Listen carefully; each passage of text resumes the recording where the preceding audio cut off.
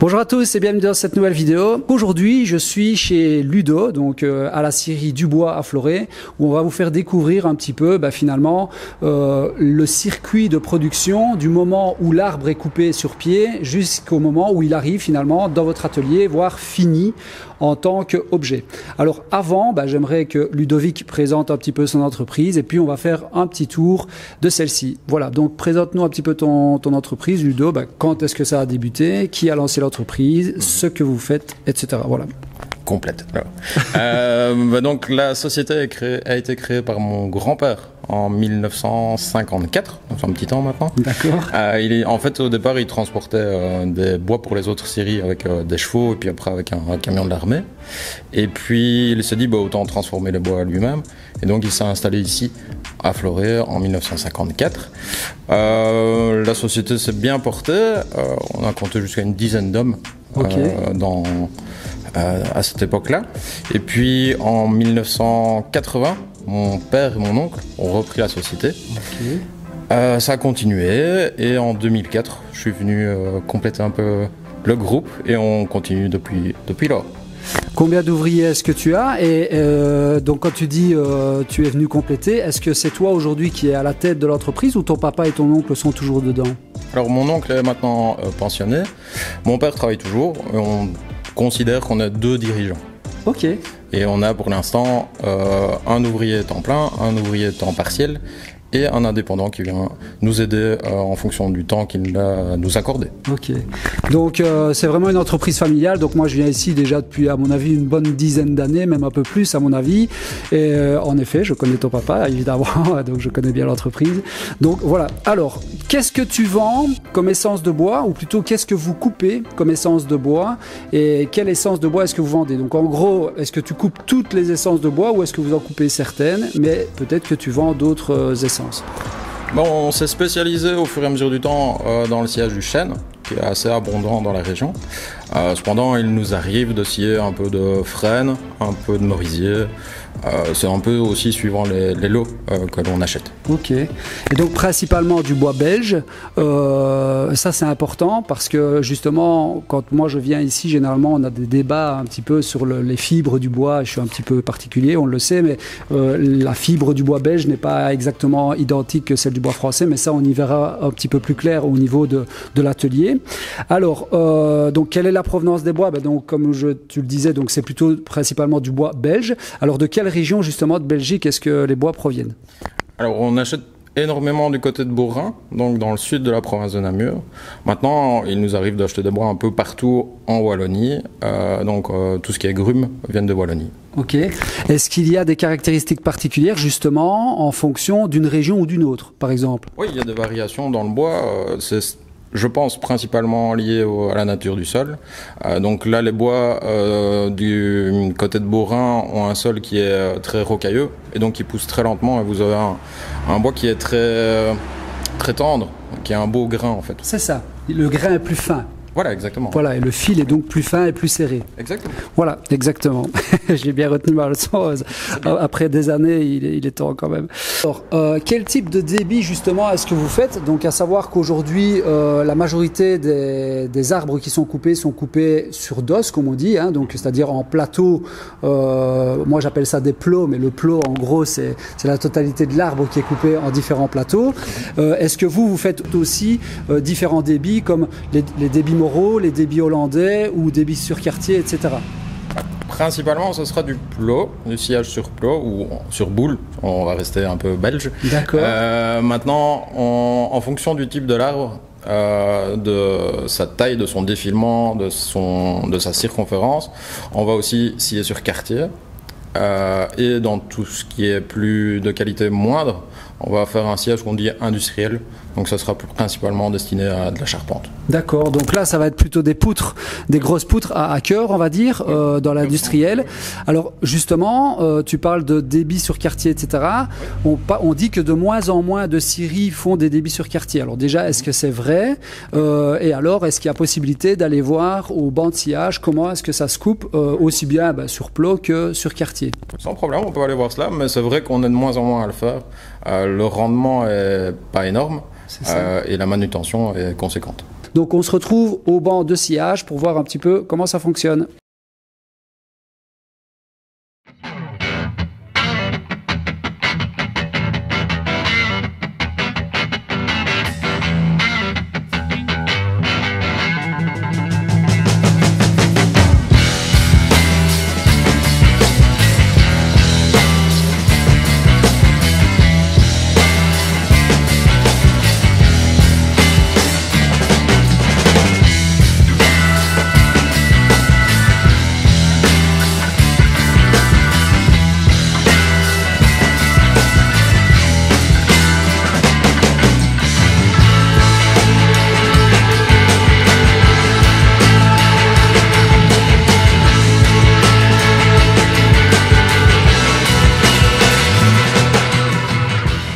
Et ça, c'est l'endroit où lui, il doit couper alors. C'est ça. Et là, vous déterminez donc en fonction des défauts que vous voyez ou... Comme le doigt se présente, quoi. C'est ça, en fonction de la courbe, vous estimez que là, ça reste suffisamment rectiligne ou pas, c'est ça.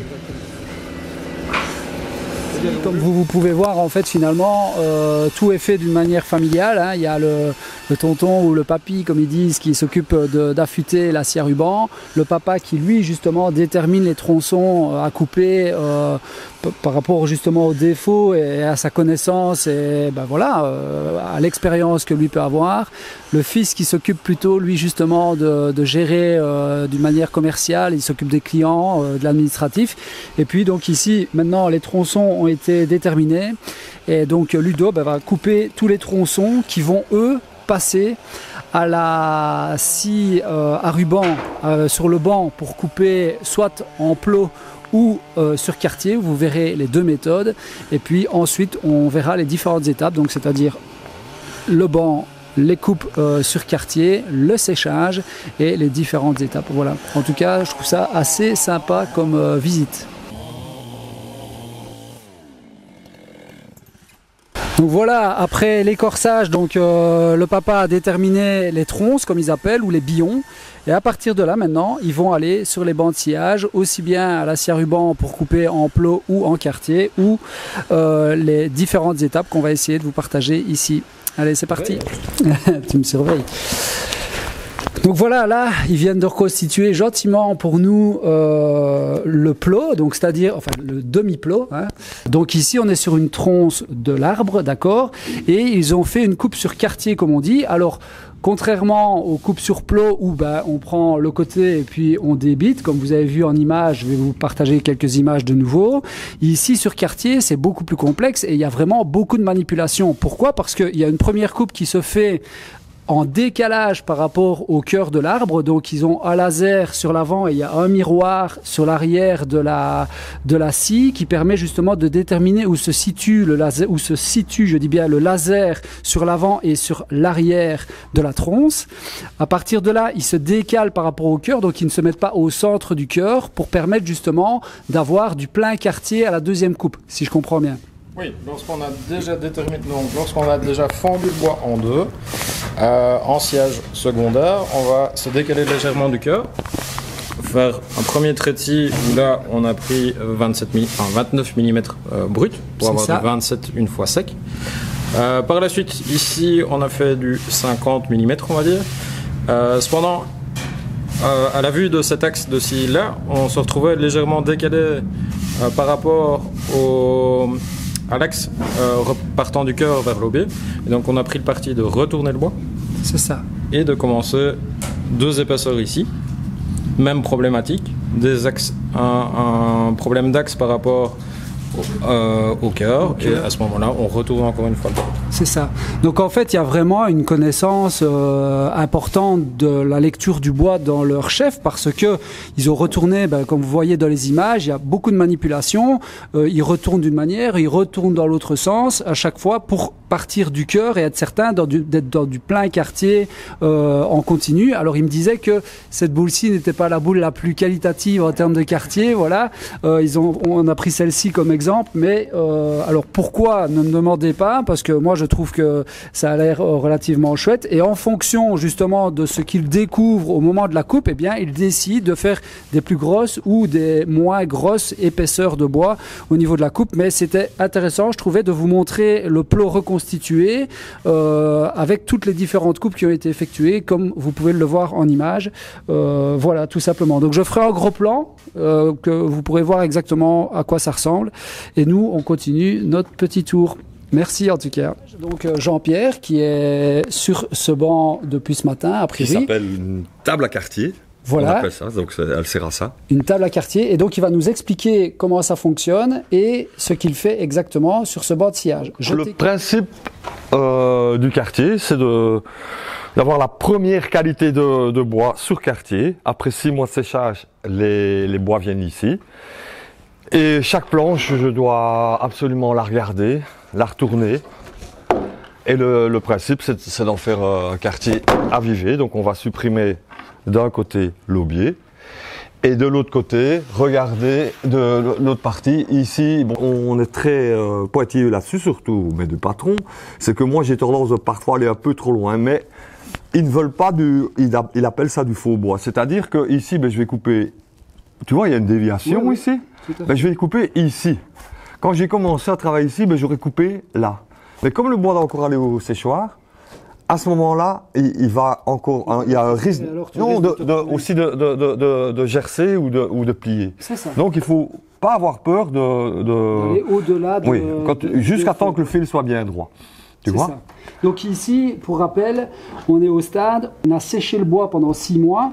Il arrive ici, 6 mois, 1 an, il arrive ici, il est à plus ou moins 20% de taux d'humidité, c'est ça? Oui. Et là, on est sur les planches quartier. Donc on va passer au banc de coupe quartier après, vous allez voir ce que c'est.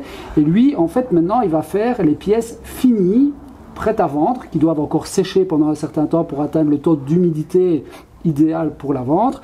Et là, il va sélectionner, faire tomber tous les défauts qui sont invendables. Comme il expliquait ici, par exemple, s'il a une pièce qui fait 2,15 m de long et qui fait 15 cm de large, il va en sortir peut-être un montant de porte ou autre chose. La partie ici, il va la faire tomber.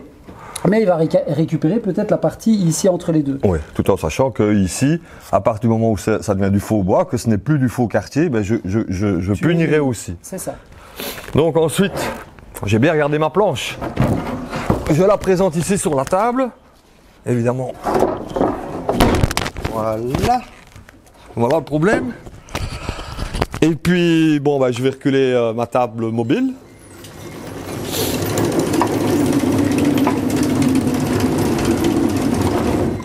Et je vais présenter ma planche contre, pas contre, au niveau du laser qui lui me donne exactement la même la position de la lame. Donc si tu viens voir un peu plus près, voilà, je vais regarder l'endroit. Vous voyez bien que ici à l'aubier, je ne fais jamais un trait, ça se fait automatiquement, et ici.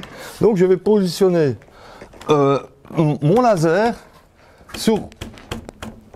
au bord de l'aubier. Et là, on ne va pas le faire puisque la machine ne tourne pas. Quand j'ai positionné juste, je tiens ma planche et j'avance.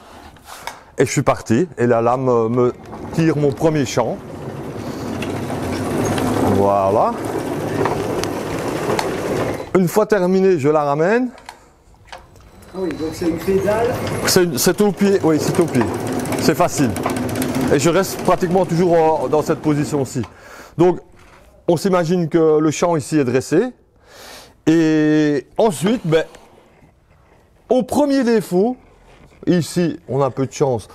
Bon, ici, c'est un peu du rond bois. Donc, normalement, je vais couper ici. Et ici, tu vois, tu viens voir. Bon, j'ai un nœud, comme je l'ai expliqué tout à l'heure. Je ne vais pas aller couper juste au bord du nœud parce que ça va me créer après un problème au séchage. Donc, je vais couper ici. C'est ça. Et là, je suis reparti. Et là, évidemment, donc oui, puisque le champ, on ne sait pas le dire ici, mais on pourrait le. Tu vois. Donc si le champ vient ici, voilà, et tu viens aligner. Et voilà. Et là, la table repart et alors j'obtiens un bois avivé, 4 faces. Mais la face suivante, on ira peut-être la voir. Il arrive, bien sûr, que dans un deuxième temps à la tronçonneuse, la scie circulaire tronçonneuse. Mais voilà, voici un morceau que j'ai coupé. Mais je dois maintenant, par la suite, aussi de nouveau punir là, ici le bout parce que c'est pas bon. Donc je regarde des deux côtés. Ici j'ai un nœud. Donc je vais couper ici. Parce que, bon, tu vois, si j'avais regardé de ce côté-là, ben, oh, j'aurais coupé là. Et puis alors après, tu regardes. Évidemment, si j'ai un nœud qui est au milieu et qui a une belle face, ben, à la classification, je marquais que c'est une bis. Parce que, bon, je vois ici, ben, c'est une marche d'escalier, par exemple, ou une traverse de porte, mais surtout une marche d'escalier. Elle peut être bis parce que le dessous de la marche, bien souvent, on ne la voit pas. Donc, c'est ça. Et la question, c'est, deuxième choix, par exemple, qu'est-ce qui va déterminer le fait que tu as du deuxième choix? Deuxième choix, ça veut dire que j'ai un nœud sur chaque face. D'accord. Sur chaque face, ou parfois, mais ça c'est rare, sur les champs. Nœud sur le champ, vraiment un gros, alors que je vais faire une deuxième choix. C'est ça. Et okay. Bon, bien sûr, ben, ce nœud, si c'est pour une marche d'escalier, ben, s'il est collé à côté de l'autre, ben, personne ne le verra jamais, quoi. Tu vois? Tout à fait. C'est un petit peu... Il faut regarder tout. Il faut regarder toutes les planches. Je ne peux pas dire autrement. Super. Ben, merci pour les explications. Alors, il faut savoir aussi que Jean-Pierre est ébéniste, puisqu'on a parlé évidemment un peu avec tout le monde hors caméra. Donc, c'est aussi intéressant finalement d'avoir du personnel qui est qualifié et qui a un passé dans le domaine, parce que il sait déterminer aussi fatalement les pièces qu'il va conserver ou pas et leur future destination en fonction du sillage. Merci. Merci beaucoup. Alors, comme vous avez vu, on vient de sortir du banc de sillage. Vous avez vu les différentes possibilités. Comment est-ce qu'on reconstitue finalement le plot avec les quartiers. Comme ça, vous avez compris finalement comment les coupes fonctionnent. Et ici, on est dans une des zones, on va dire, de stockage. C'est-à-dire qu'une fois que ça a été coupé, c'est pas le tout. C'est-à-dire qu'ils doivent revenir ici en séchage. Donc, on est à plus ou moins quel taux d'humidité quand on sort de la coupe? On est très élevé. En sortie de coupe, on va être à des taux proches de 100 parfois. C'est ça. Oui. Donc tout à l'heure, j'essaierai de montrer une image sur le testeur d'humidité qui est complètement différent de ce que nous on peut avoir. D'ailleurs, il y a des grosses différences entre notre testeur d'humidité que moi je pensais être nickel et le leur. En fait, on a des testeurs de merde, faut appeler un chat. Mais oui, clairement, quand mon testeur mettait 27, ils étaient à 100. Donc c'est pour vous donner une petite idée de proportion d'erreur qui peut y avoir entre leur testeur d'humidité professionnel et les nôtres. Et donc une fois qu'ils sont sortis de sillage, ils amènent donc les boules coupées ici en période de réessuyage, c'est ça que tu dis. Et donc là, ça reste combien de temps? En fonction de l'épaisseur, ça va durer entre 6 mois et 2-3 ans. D'accord. Tout dépend en fait le résultat escompté. Et à partir de là, ils repartent alors en séchoir ou bien comment est-ce que ça fonctionne? Donc en épaisseur vendu sec séchoir. On va en effet après 1 voire 2 ans, ça dépend un petit peu, 2 ans je dirais maximum pour des épaisseurs traditionnelles, les mettre en séchoir. Et c'est un autre procédé qui arrive. Maintenant, en bois vendu sec à l'air pour des plus grosses épaisseurs, pour la confection de châssis ou autre. Là, on va les laisser encore plus longtemps à l'extérieur, idéalement sous la pluie, avec un peu d'ombre, c'est toujours mieux. Ok, donc ici ça va rester, donc il faut juste comprendre quand même le mécanisme. L'arbre a été abattu, une fois qu'il est abattu, vous le recevez, vous le stockez combien de temps avant de le passer en sillage? Ça dépend des roulements, les arbres sont abattus en hiver, donc lorsqu'on se retrouve fin d'été, on a des bois qui peuvent avoir plus d'1 an d'abattage, en fonction aussi des stocks en avance. Tu reçois ton bois, oui. Il est stocké quasiment pendant 1 an, puis après tu as la coupe, donc qu'on vient de voir, qui prend quand même un certain temps et c'est un sacré boulot, et surtout celle sur quartier, parce que bon, vous voyez les images, ou vous allez voir les images, mais pour être sur place, je me rends compte qu'il y a quand même une sacrée manutention. Ils font encore tout à la main, beaucoup, ils ont leur chariot élévateur, mais ils retournent, enfin voilà, c'est un sacré boulot. Puis ça revient ici en réessuyage jusqu'à 1 an, voire 2 ans pour certains bois, et puis pour les quartiers, par exemple, je vous montrerai une image ici à gauche, il y a des quartiers qui sont de nouveau stockés à l'air libre, qui vont repartir ensuite au banc de sciage que vous avez vu, donc avec la scie à ruban là. Et bien là, c'est remis à mesure en fonction justement des dimensions qui sont vendues, soit des quartiers pour faire des montants de porte, soit des bois de 8 par 9 pour faire des quads châssis, etc. Valoriser en fonction de singularité du bois. Donc on va essayer de tirer le maximum, puisque le taux de chute est quand même assez conséquent. Donc on va vraiment essayer de tirer le maximum du bois. C'est ça. Donc en fonction, quand vous avez vu les coupes sur quartier, en fait, son papa a l'habitude, l'expérience, et donc il choisit finalement l'épaisseur de bois qu'il va couper en fonction de ce qu'il découvre sur le fil du bois, en fonction des défauts qu'il découvre. Et puis donc chaque boule n'aura pas le même rendement, c'est-à-dire que des boules, ils vont peut-être faire plus de carrés de 10-10, et puis d'autres boules, ils vont plus faire des planches ou des coursons ou je ne sais quoi d'autre. C'est ça. C'est tout l'art du cierge, c'est de déterminer ce que l'on va faire avec les bois, comment le faire et limiter au maximum les chutes. C'est ça. Et donc quand on réfléchit par rapport au délai, finalement on peut compter 4 ans entre le moment où vous avez reçu l'arbre de votre scieur sur pied, on va dire, jusqu'au moment où vous le vendez, je ne sais pas, le bûcheron. Entre l'achat sur pied et la mise à disposition, en fonction de l'épaisseur, on va compter, et en fonction du type de sciage, on va compter entre 6 mois, imaginons, pour de la charpente, où on peut la vendre plus fraîche, et 3, 4, 5, 6 ans pour des bois de différentes épaisseurs, oui. Donc tout ça pour vous dire que finalement quand on va chez certains revendeurs ou scieurs, etc., et qu'on se dit ouais, je trouve que mon scieur est assez cher, je n'ai aucune idée des prix sur pied, mais honnêtement au final c'est quand même un sacré boulot et aussi une sacrée connaissance. J'ai eu la chance de passer toute la matinée avec eux au banc de sciage et de me rendre compte un petit peu comment est-ce que ça fonctionnait.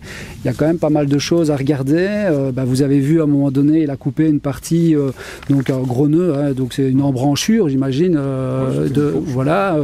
qui doivent reprendre avant, parce que quand je suppose que vous l'avez reçu, c'était une pièce qui ne gênait pas, et puis au moment de passer sur le banc de sciage, vous vous rendez compte qu'il faut couper. En fait, augmenter l'écart entre le maintien du ruban et le bois. Donc ça ne servait à rien, et de manière commerciale, il n'y avait rien à en retirer. C'est ça. Donc c'est toute une connaissance aussi tout autour de ça. Maintenant, ce que je te propose, c'est peut-être d'aller voir justement au niveau du séchoir, un petit peu comment ça se passe. Et donc ici, que les choses soient bien claires, avant, donc tu as les bois qui sont secs à l'air, tu vas les faire descendre jusqu'à un taux d'humidité de combien pour estimer qu'ils soient vendables, on va dire? L'idéal est de rentrer des bois pour le séchoir qui sont à un taux d'humidité de 30%. Ça, c'est vraiment l'idéal. Donc là, tu rentres le bois dans le séchoir à 30%. Lorsqu'il est à 30%. Et idéal. Tu vas le sortir à? Souvent entre 10 et 12%. Ok. Et quand tu as le bois qui est, je vais dire, uniquement séché à l'air et que tu ne vas pas mettre en séchoir, tu le laisses descendre à combien? En tout cas, tu estimes qu'il est vendable? On estime un bois, on le considère comme sec à l'air entre 15 et 20%. C'est ça. Donc toi, tu le vends à 15 et 20%. Voilà. Eh bien, on va aller voir justement au séchoir comment ça se passe. Allons-y. Alors, comment est-ce que ça fonctionne le séchoir? Donc 30%, tu rentres les séchoirs. Alors, je vais vous montrer quelques images parce que fatalement, c'est rempli de bois, donc c'est compliqué d'aller filmer à l'intérieur. Donc, il y a toute une série de piles de bois avec des sondes qui sont donc installées sur certaines boules avec des câbles, comme vous voyez sur les images. Comment est-ce que ça fonctionne exactement l'appareil, ou plutôt comment est-ce que vous, parce que tu m'as dit qu'il y avait plusieurs méthodes, oui. Donc on va pas s'étendre sur les différentes méthodes de séchage, mais plutôt celles que tu utilises. Donc l'idée de base, c'est de créer une cellule fermée que l'on va chauffer. On va essayer de monter jusqu'à 30 degrés Celsius. On va laisser le bois prendre un peu la température, donc c'est une première phase dans le cycle. Donc on va simplement chauffer l'air. On peut réhumidifier l'air pour être dans les bonnes conditions. Lorsque toutes les bonnes conditions sont remplies, on va commencer à enlever l'humidité qui est dans l'air. Donc on va condenser l'humidité de l'air par un appareil électrique, et à ce moment-là, on va descendre graduellement l'humidité dans le bois, et on va contrôler aussi la température. Parallèlement, on va légèrement augmenter la température pour arriver à 43 degrés étant la température idéale pour sécher du chêne. Combien est-ce que vous souhaitez le descendre, votre bois, dans le séchoir? On veut souvent, pour les menuisiers, le descendre entre 10 et 12% d'hygrométrie, ce qui représente en humidité relative dans la cellule au moment du séchage à peu près un taux de 20-25%. 30% parfois, mais on va dire 20-25, c'est à peu près la tape. Ok, donc vous avez 43 degrés, 23%, et alors le bois va arriver entre 11 et 12%. Et alors, dernière question justement concernant le séchoir. Tu mets tes bois, combien de temps est-ce qu'il reste généralement dans le séchoir? Lorsque toutes les conditions sont réunies, on va tourner aux alentours de 3 semaines. Ah oui, quand même. Je pensais que c'était beaucoup plus court, moi. Ah, malheureusement non. Ah oui, mais vraiment, je pensais que c'était, je sais pas moi, quelques jours. 2 semaines, ça peut être le cas, mais il faut laisser le temps au temps. Il ne faut pas vouloir forcer les choses. Lorsqu'on séchera des bois plus épais, dans des conditions plus humides, ou des bois qui auront moins eu le temps de ressuyer, on peut aller jusqu'à 2 mois. Ok, donc 2 mois en séchoir, et donc à partir de là, tu les sèches, tu les stockes, je vais dire, pardon. Stocker bois sur bois, pour limiter justement la reprise en humidité. L'interaction avec l'air ambiant. Donc lorsque l'air est humide, un bois sur bois, enfin un plot qui est mis bois sur bois aura moins tendance à reprendre de l'humidité. C'est ça. Donc là, vous ne mettez pas des épingles entre les lattes, comme ça, on parle tous le même langage, on comprend tous de quoi on parle. Alors, dernière question, pour les personnes justement qui n'ont pas de hangar de stockage, ils viennent acheter un plot et ils sont obligés de le stocker à l'extérieur. Est-ce qu'il y a un risque de remonter un taux d'humidité sans la possibilité justement de réatteindre le taux en dessous des 11%, ou est-ce que ça ne pose pas de problème à partir du moment où il va par exemple couper ses planches en extérieur, les rentrer dans son atelier et les laisser de nouveau essayer de reprendre un taux d'humidité inférieur, par exemple en augmentant justement le chauffage de son atelier? C'est difficile, il faut reprendre ça plutôt au cas par cas. Cependant, de manière générale, oui, on peut entreposer une boule, un plot, ça dépend comment on l'appelle, à l'extérieur. Il faut veiller à limiter son exposition à la pluie, limiter son exposition directe au soleil, ce qui n'est pas très bon non plus, le couvrir sans pour autant l'étouffer.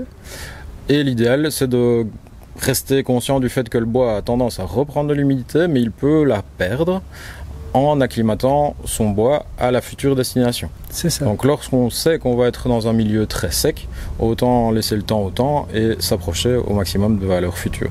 C'est ça, exactement. Donc on reviendra toujours à la même chose par rapport à la variation du bois, c'est justement connaître le taux d'humidité au moment où on a le bois, qu'on le récupère à l'extérieur ou chez le scieur, savoir où il va finir sa vie et justement attendre en effet que le taux se rapproche le plus de ce qu'on souhaite par rapport à ce qu'on veut fabriquer. Tu vends un petit peu de tout, entre guillemets, en tout cas en termes de chêne. Donc si j'ai bien compris, tu vends principalement du chêne. À la demande ou par rapport au lot que tu reçois, tu peux t'adapter aux différentes essences. Mais qu'est-ce que tu vends en plus? Donc au fur et à mesure du temps, on a un peu développé différents débouchés. Outre le sciage sur plot, le sciage industriel, donc tout ce qui est charpente, et le sciage sur quartier, on fera aussi différents produits. On va destiner justement pas mal de sciage sur plot à la confection de planchers, confection de plinthes, d'éléments menuisés, tout ce qu'on peut imaginer à partir de chêne, on est normalement capable de le faire. D'accord, mais quand tu dis éléments menuisiers, tu voudrais arriver même à fabriquer des éléments type de porte, etc. ou Non, le but de notre activité n'est pas de prendre le boulot des menuisiers, mais plutôt de compléter l'offre par exemple, la mise à disposition d'une tablette de fenêtre. Oui, toute voilà, simple, toute bête. Ça, c'est possible en interne maintenant. Le plancher, c'est quelque chose qu'on fait depuis plus de 15 ans maintenant, facilement même. D'accord. Voilà un peu les différentes choses que l'on peut proposer. Après, il y a vraiment un panel de produits. On peut penser au bois de chauffage, on peut penser au piquet de clôture, on peut penser à différentes choses, même au petit asseau pour mettre une étagère. D'accord, donc tu fais vraiment ce genre de choses, alors plus à la demande, c'est-à-dire que ce n'est pas quelque chose que tu as en permanence chez toi, ce genre de tasseau, mais on peut te demander éventuellement à une personne qui n'est pas équipée de te faire une étagère, comme tu le disais, parce qu'il n'a pas de raboteuse éventuellement chez lui. Le client qui veut venir acheter une planche de 40 cm sur 5 cm, c'est possible. C'est ça. Oui, voilà, de toute façon, je vous ai partagé, je vous partagerai encore des images ici pendant qu'on parle. Vous allez voir un petit peu tous les hangars qu'il y a là avec justement les petites pièces, les grandes pièces qui sont triées par longueur, quartier, faux quartier, avec justement des coursons comme ils appellent. Et moi j'ai appris ça il y a des années, je savais même pas pourquoi parler de coursons. Voilà, bon, c'est des quartiers, enfin bref.